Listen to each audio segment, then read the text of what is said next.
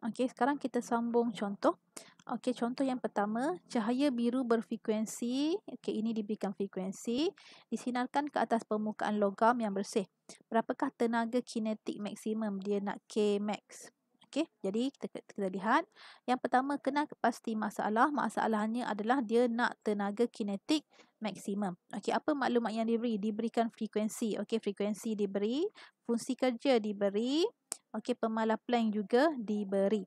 Okey, apa yang formula yang tiga? Formula yang kita boleh gunakan. Kita tahu formula yang kita tahu adalah E sama dengan W tambah K max. Okey, K max. Jadi kita E adalah HF. Dan kamu boleh ubah tempat. Kalau saya suka ubah tempat dahulu sebelum saya ganti. Kalau contoh ini dia ganti dahulu baru tukar tempat. Kalau saya suka tukar tempat dahulu.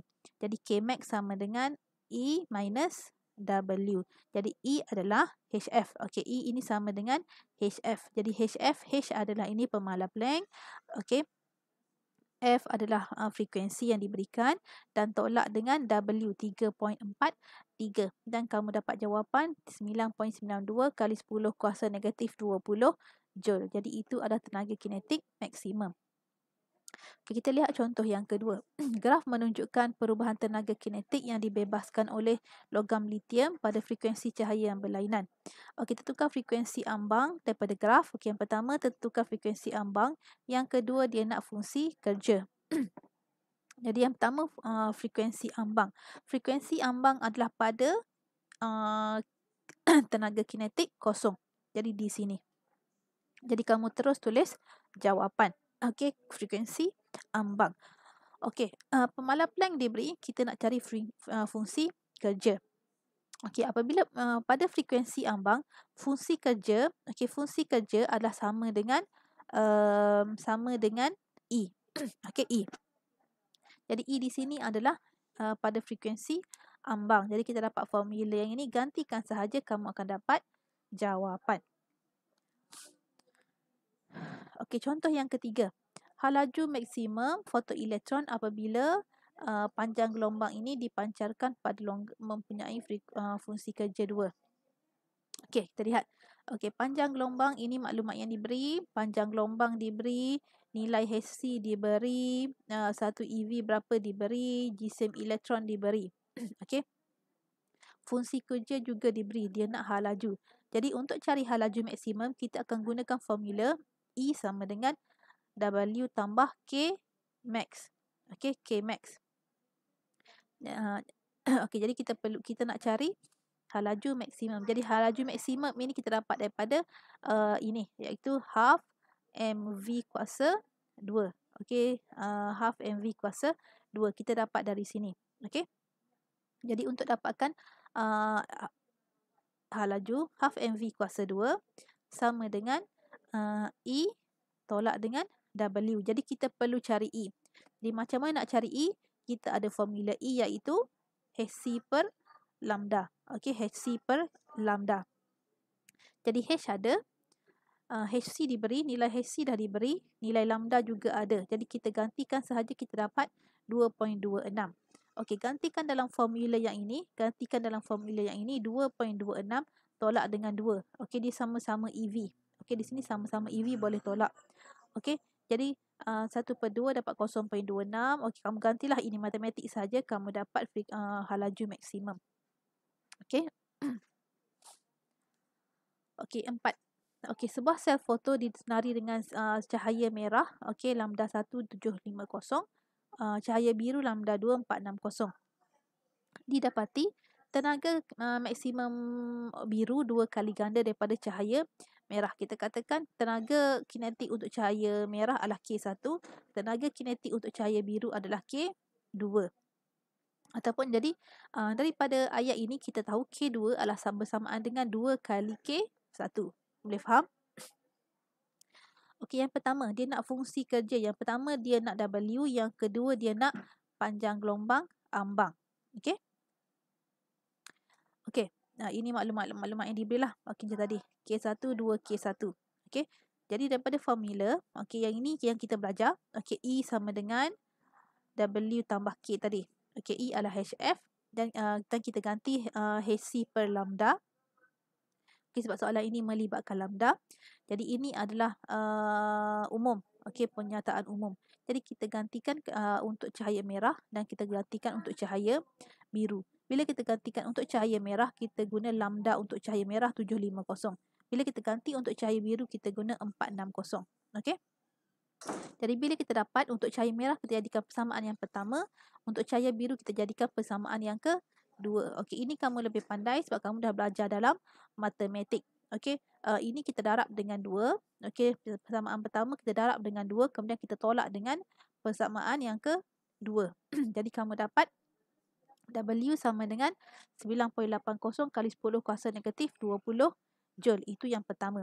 Okey, kemudian untuk soalan yang kedua, dia nak cari frekuensi, panjang gelombang ambang. Okey.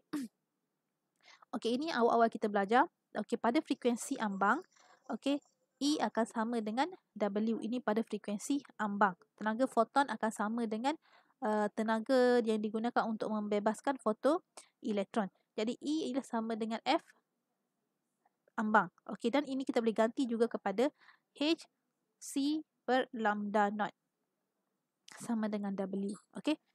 Dan kamu gantikanlah, kamu tukar tempat, kamu ganti ini matematik dan kamu dapat frekuensi ambang.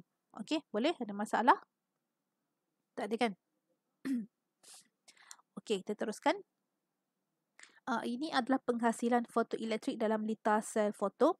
Okey, dalam liter sel foto, okey, kita buat dalam bentuk semisphere. Okey, kathod disaluti logam yang pekecahaya. Kathod kita saluti logam yang pekecahaya. Bentuk semi silinder, ini semi silinder. Semi silinder, kalau silinder penuh, ini semi silinder sahaja.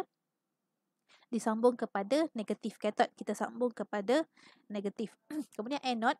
Okey, anode terdiri daripada rod logam yang dipasang dengan sejajar, okey, dengan paksi kathod dan disambung kepada keupayaan positif. Jadi apabila sel foto ini, okey, kathod ini disinari dengan cahaya, arus fotoelektrik akan terhasil dalam liter. Okey, untuk sel foto pula, ada dua jenis sel foto. Satu sel foto daripada cesium dan satu sel foto yang dibina daripada lithium. Okey, apa beza dua ni kita lihat. Untuk cesium, fungsi kerjanya adalah 2.14 eV dan untuk lithium fungsi kerjanya adalah 2.5 eV. Okey, frekuensi ambang untuk cesium adalah 5.16 kali 10 kuasa 14 Hz dan frekuensi ambang untuk lithium adalah 6.03 kali 10 kuasa 14. Untuk panjang gelombang maksimum adalah 5.79 untuk cesium dan untuk lithium 4.96. Jadi ini adalah perbezaan antara sel foto cesium dan juga sel foto lithium. Okey, sekarang kita lihat aplikasi. Okey, aplikasi lampu LED yang ada sepanjang jalan yang menggunakan lampu LED, dia beroperasi dengan sel suria. Okey, dia beroperasi dengan sel suria yang jimat tenaga dan mesra alam. Jadi pada waktu siang, okey, hasil daripada cahaya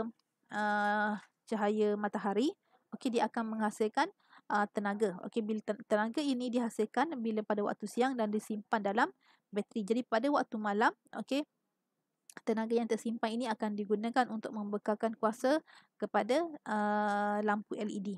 Di lampu LED akan menyala. Okey, ini pula NOR Complex. Okey, NOR Complex Solar Power Plant yang terletak di Gurun Sahara.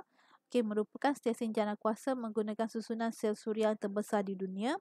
Okey, dia dijangka siap pada tahun lepas. Okey, dan dia mampu hasilkan kapasiti 580 megawatt untuk kegunaan 1 juta penduduk.